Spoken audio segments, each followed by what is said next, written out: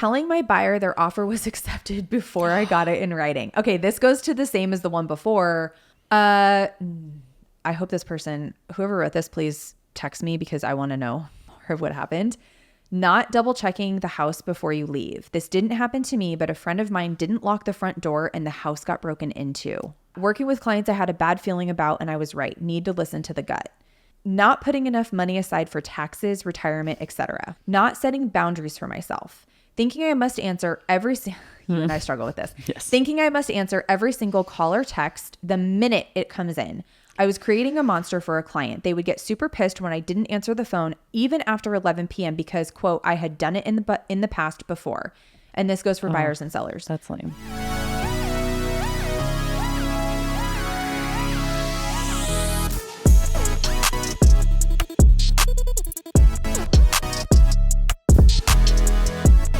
Hi, everybody. Welcome back to Behind the Lockbox. I'm Stephanie Zalewski here with Cameron Barbier. Ooh, we're in different chairs today. So we kind of had a change in schedule and decided to do a solo episode. So that's what we're doing.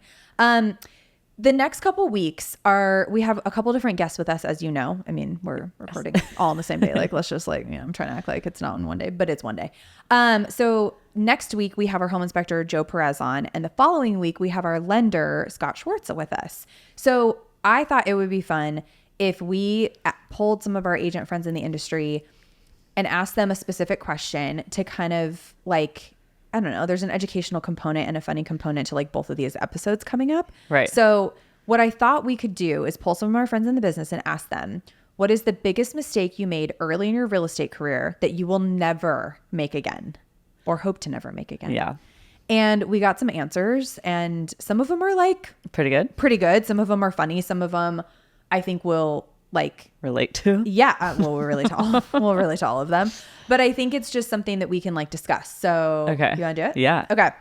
So we asked everybody that question. So again, the question was, what is one mistake you made early in your real estate career that you will never make again or hope to never make again? Okay. So the first one, here we go. Not taking any days off and burning out. Still doing that. Are we still there? We're still there today. Yeah. Do you remember when I burned out hard in 2020? Yes. I had just brought Gwen home. She was a puppy. Yes. And I literally told you and Brett, and I was like, I need I'm a dying. month off. Yeah. It was just COVID. We had gotten through, it was 2021, January 2021. Right. And that whole You'd just gotten her year. in December 31st. Yeah. And so that whole year was just insane in this industry. When we thought we weren't going to have jobs. For sure. We had no idea what was coming. Yeah. And then I sold Dolphin that year. Mm-hmm. And then everything that we finished out West End that year, it was nuts. Yeah, it was crazy. Absolutely nuts. And I'm so grateful for it. But it was wild nonetheless. It was a year that everybody was suffering. There was so much suffering around the world. And we were so busy burning the candle at both ends. It was bananas. Yeah. I literally look back and I'm wait, that was just last year. How are we going to 2025? I don't understand. But I still haven't recovered, but it was, and I think too, having only been in the business at that point, almost 4 years at that point, 4 or 5 years, having done the open houses that I was doing and the way that I was structuring my business, I was burning the candle. Right. Yeah. You just basically go. And you want to make it and you want to push past and not be a statistic in this business and not make it. Mm-hmm. So burnout is real. So you guys, please, take care of yourself. So anyway. Right. Okay. The next one, paying for leads. Some really do this. We actually did this years ago with Zillow. Mm-hmm. Some people will do it on Realtor, or I don't know if you can buy leads on Redfin. It's probably something I should know. But we did it on Zillow and it worked for quite a while. Got 2 or 3. Huh? 2 or 3, right? Years? No. Leads? Oh, we got a ton. Oh, more than that? Yeah. We got a ton. That sold? Sold. We only did it for 9 months, which is not long enough to really make something. But I feel but we one did. would make it make sense. Yeah, it does. So depending, and again, it depends on the zip code, right? So I think I did it in Claremont as well. I think I had the zip code done. And it worked. But then remember that couple that I was working with for a few months, and then they walked into an open house and got a house without me. Yeah. Mm-hmm. Anyway, but don't worry, I'm still friends with them. I will be getting their listing. I was just gonna say, I brought them champagne and balloons, and their agent did not. So what does that say? Okay, thinking I had to work with everyone who called me. Once I realized I could pick and choose who I wanted to work with, my quality of life changed dramatically. You've definitely learned that one. The hard way. Yes. I think you have to learn it the hard way. you really do. It's like a rite of passage, I think. I think too, in this business, like, especially when you're starting out, you're struggling to make every paycheck. And listen, don't get me wrong.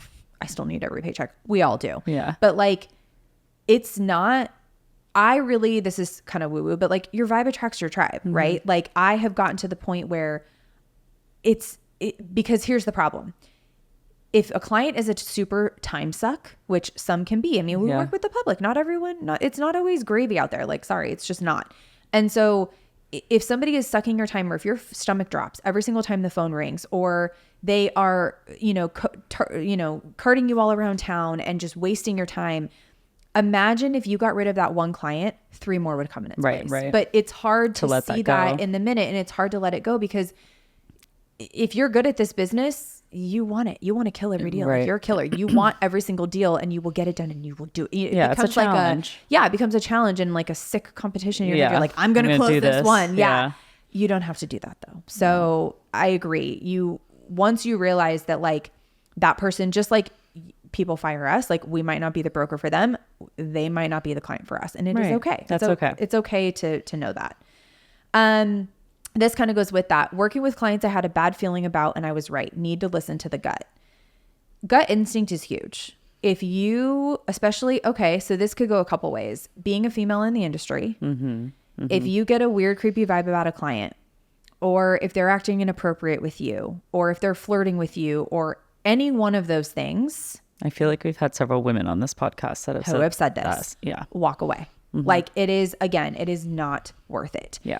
Or if you just know they're not nice people, they're not treating you well. Like we are partners in these deals. We are not a doormat. And so I think that people also need to remember that. And it's something that, it's hard in the beginning. It's hard in the beginning to be able to walk away from those deals, but you need to listen to your gut. It'll never steer you wrong. Nope. Here's a good one. Discussing any verbal offers with my sellers, I don't say anything until it's in writing. Oh, yeah. That can go sideways, screw you over really big. So for anyone who doesn't understand that one, basically you get an offer, but you'll get a call from an agent saying, my client's writing the offer. We're submitting for full ask, or we're submitting for, I don't know, 100 grand over ask, or whatever it is. And it's in DocuSign right now. And then you call and tell your seller, oh my God, that client, they're submitting. They're submitting. And then they don't. Yeah, or they come in like way lower. Yeah. Sorry, they changed their mind. I've actually not learned this the hard way, but I've known people who have, and so I learned through them. So I never do that. Here's another one. Switching brokerages thinking it will change my business. I agree. Yeah. One brokerage is not going to, if a brokerage is promising you the sun, the moon, and the stars, run.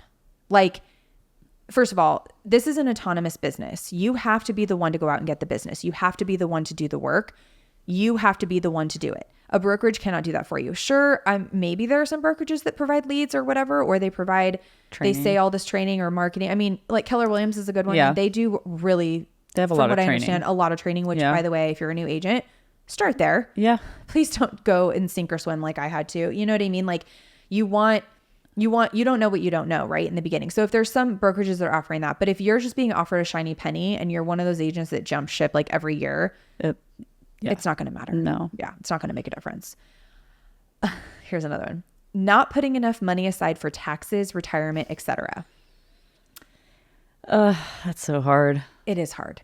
So you forget. Again, we're independent contractors. We are 1099 with all the NAR settlement stuff, this has come up a lot lately. People have no idea how we're paid. Well, we get the commission check from escrow, and then it is our responsibility to then pay everybody out that we need to pay out. So let me just say it for the people in the back. Just because a commission check on TV shows on $1 Million Listing that they're making $140,000 on this commission or whatever, that is not what they're taking home. No. Immediately 35% goes to taxes. 35%, if not more. Then you have to pay your TCs. Then you have to pay your admin staff. Then you sometimes have a split with another agent. And by the way, the house takes probably 10 to 12%, if not more. So it just depends, and it depends on what split you're at. You know, if you're on a big team and you're taking 90%, like great. But then a lot of times there's a franchise fee of 7%. So really 17% is going out the door. Then you have 35% going to taxes. Then you're paying your TC. Then you're paying your office staff.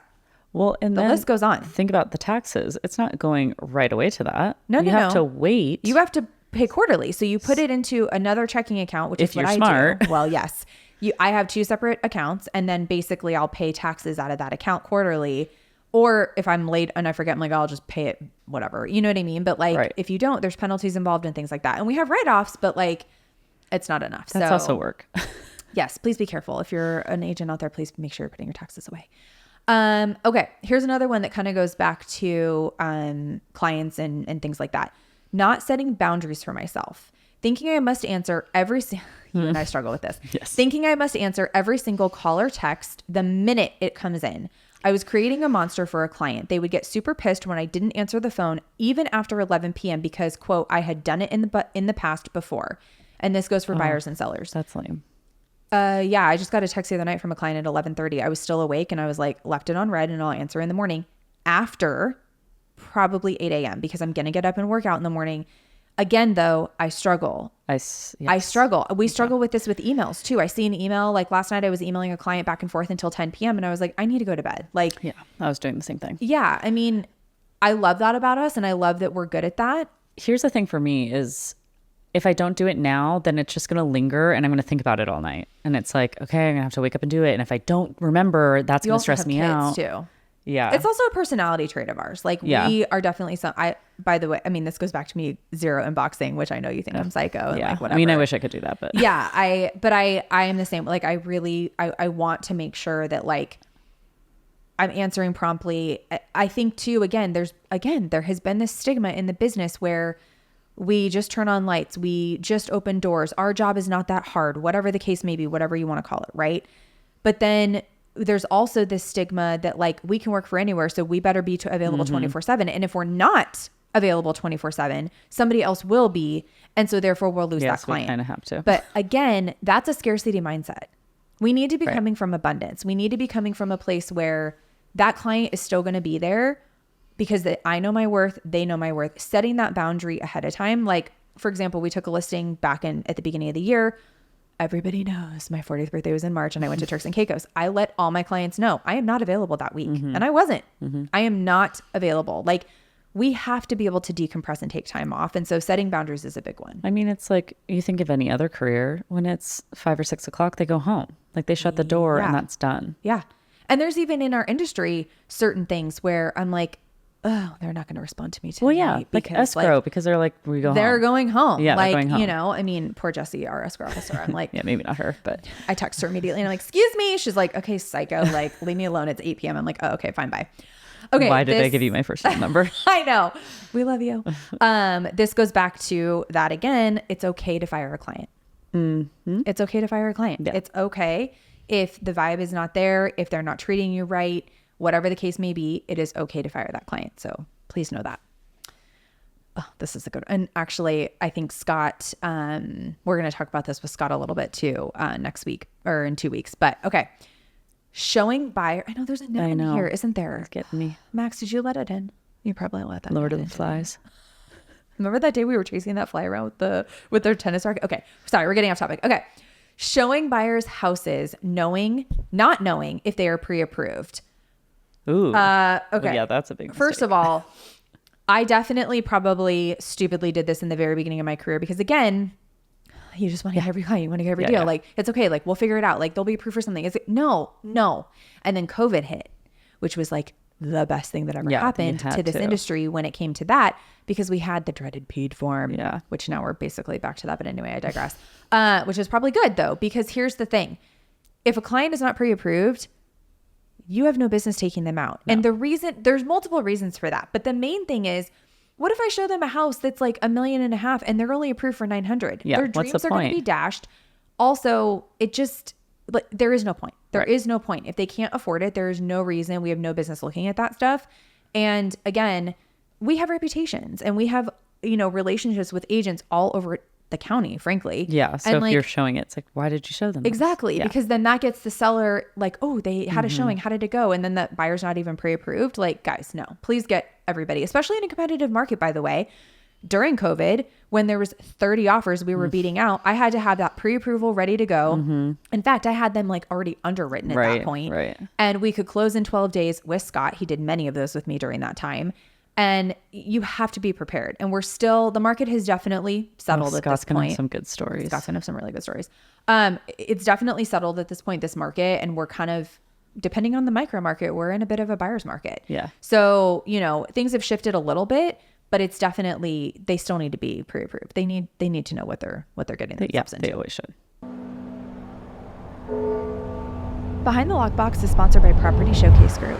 Property Showcase Group has a team of creatives, directors, producers, editors, marketing specialists, and designers that work in tandem to tell and share stories of the built environment. Whether you're looking for full-service production or simply just need content creation, Property Showcase Group can help take your business to the next level. To learn more or to contact Property Showcase Group to schedule a consultation, you can find them at propertyshowcasegroup.com.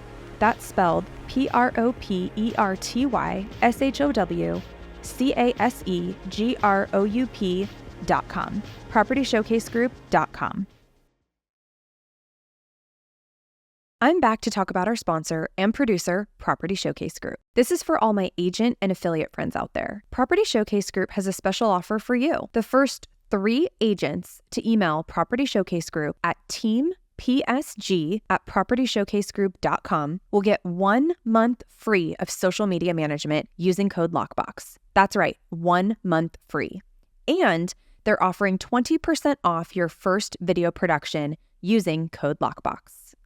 For more information, contact Property Showcase Group at teampsg@propertyshowcasegroup.com, and don't forget to use code LOCKBOX or mention this podcast. This is a really good one. Chasing deals and the money, not focusing on growing my business. So when I first started on Brett's team, we actually started at the same time way back when, he gave me some really good advice. And again, it was one of those things where you're now self-employed, you're now 100% commission. You know, what you don't want to do, he said to me, was focus on the money and the commission. You need to focus on the deal and the client. Yeah. Our fiduciary responsibility is to the client to make sure they're making the most sound and best decision. This is the biggest purchase of their life. The money will come. Right. You will close the deals. Focusing on anything else is inappropriate. Yeah. Like you can't, 100%. It can't be. You want to do what's best for your clients. And if that's how you're viewing things, then you're probably in the wrong business. The other really piece of good advice, and people maybe love him or hate him or think it's boo hockey or whatever, but Ryan Serhant from $1 Million Listing New York, I did get to meet him early on in my career. And he also wrote a couple books, and he actually has some really great advice. And I love the way that he looks at the business and just in general.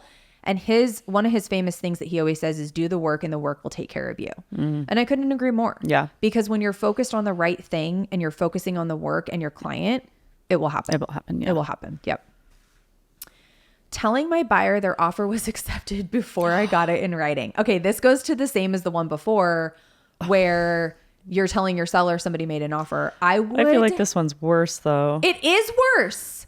Why would you do that? This has never happened to me. I've even gotten phone calls where they're like, okay, we're accepting your offer. And I'm like, okay, great. And they're like, aren't you excited? I'm like, yes, send it to me in writing. Like, I am not going to tell anyone, nor am I going to jump up and down. But I could see that as a new agent, like so excited. So and, excited. Like, calling them like, guess what? I Guys, just heard from the agent. It needs to be in your hot little inbox or in your hot little hand or whatever you want to call it.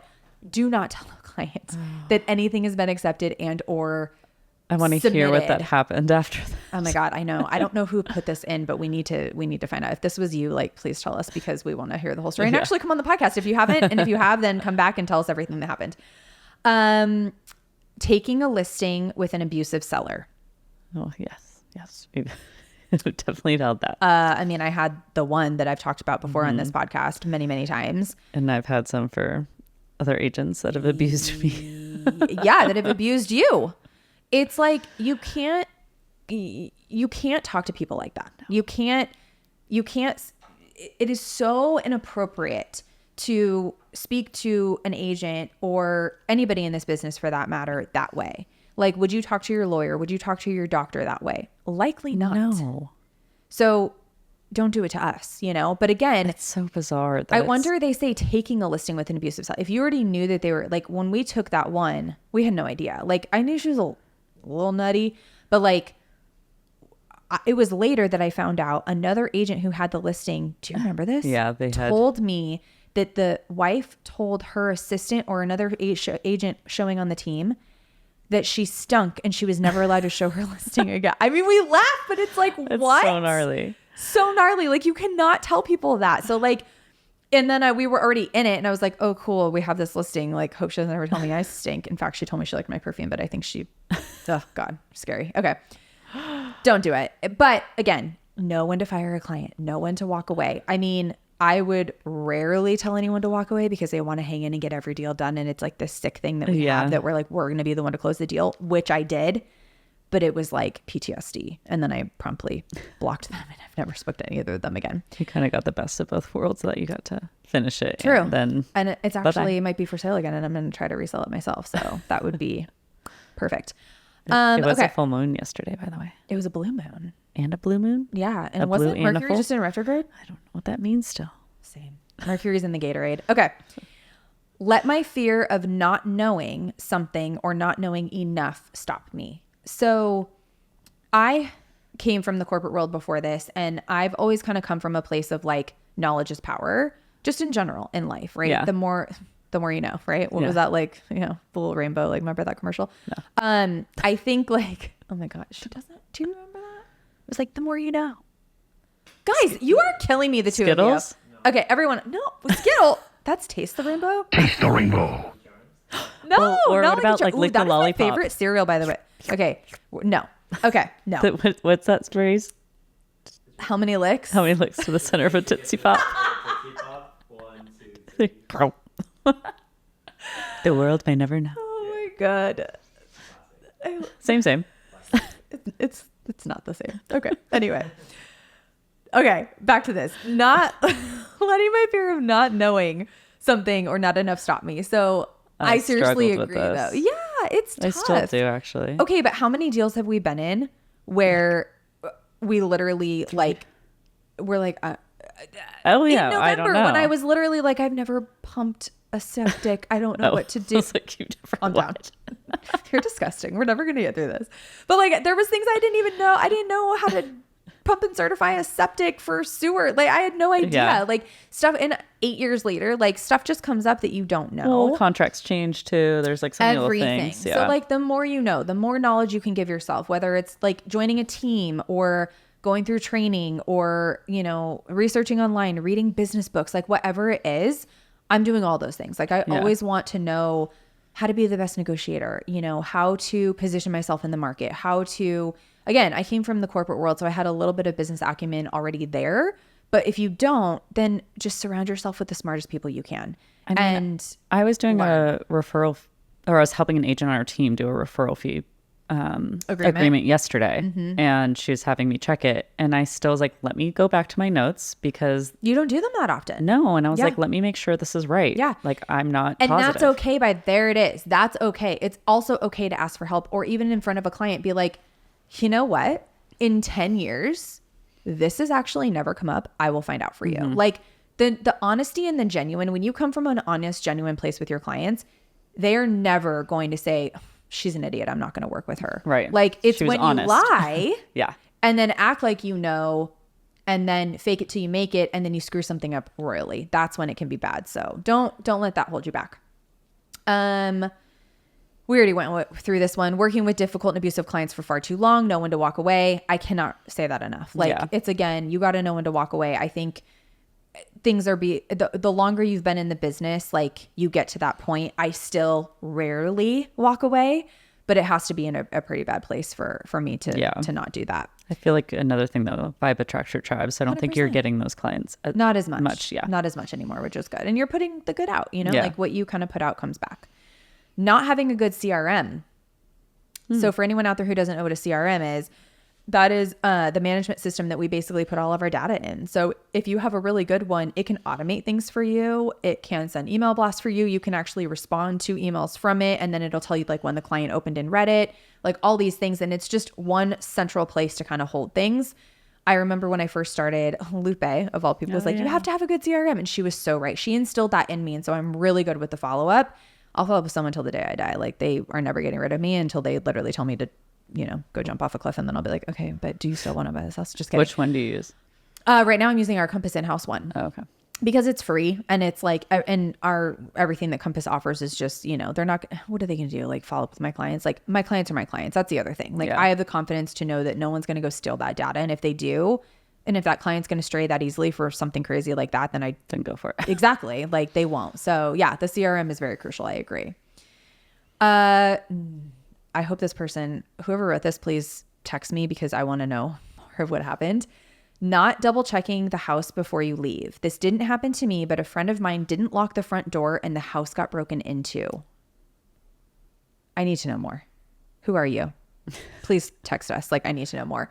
Yeah, please double check. And it's funny. The agent didn't lock the door. Yeah, I don't know if it's a he or she. And the house got broken into.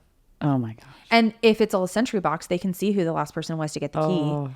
So I actually have a condo listing down here right now. And every agent, I am like, first of all, I go and check on it every other day. But if I can't be there for the showing, I'm like, please make sure is turned off. And then I'll text, did you lock everything? Like, I'm not messing around. Like, if I, come on.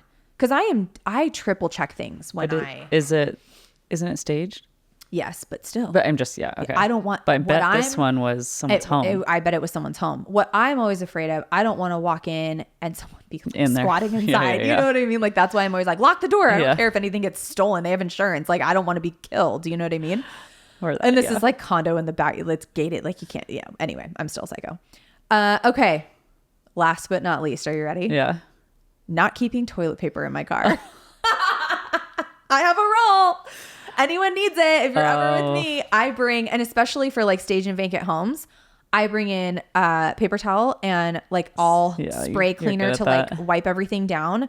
Because if you let anyone else hold an open house or you have some sort of event there, whatever, you need to be able to clean up. Yeah. And then there's a roll of toilet paper in my car and a roll of paper towels because listen, I have been out showing property in like Ramona, Escondido, whatever. And like we have to pull over somewhere and I'm like, this house is empty. But I have to pee so bad. Like, I need to use the restroom.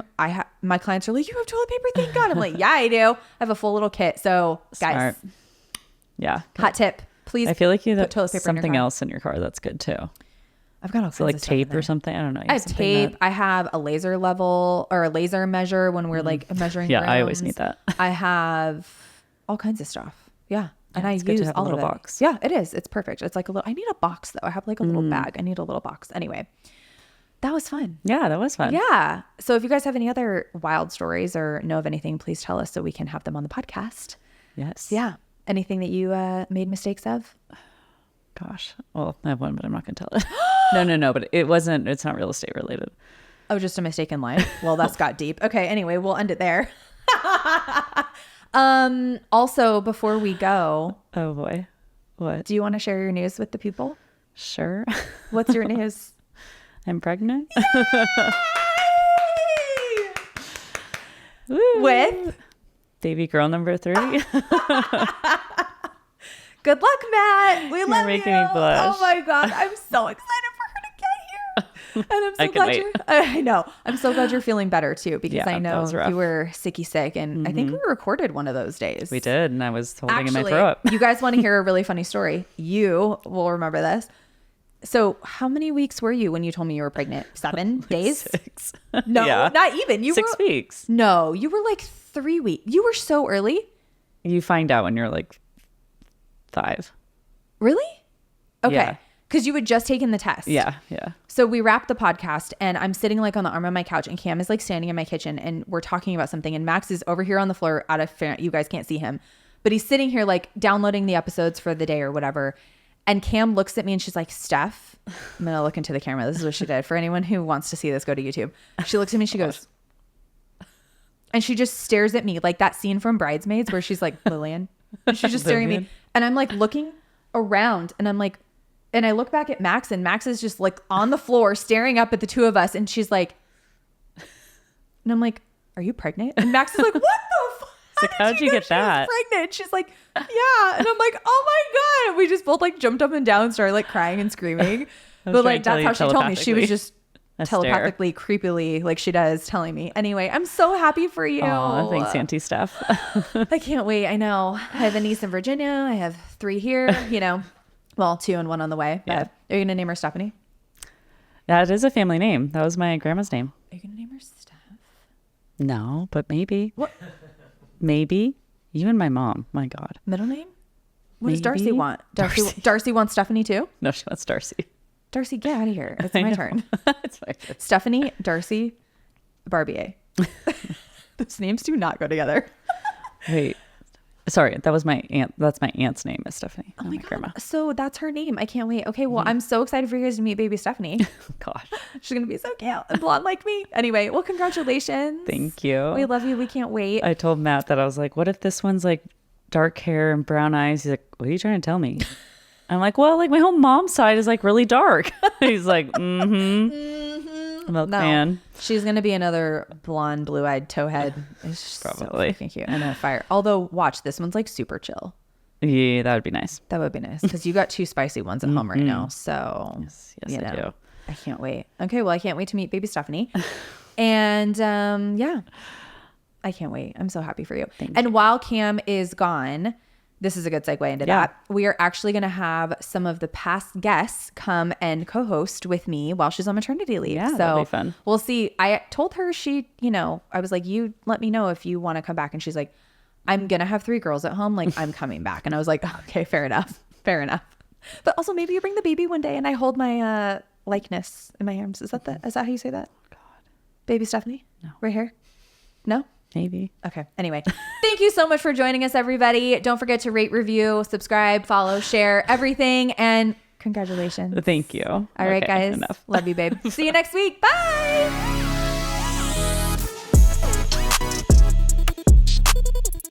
Thanks for listening. Behind the Lockbox is produced and edited by Property Showcase Group. If you like this podcast, please share it with your friends. Don't forget to subscribe, rate, or review this podcast. Thanks for your support. See you next week.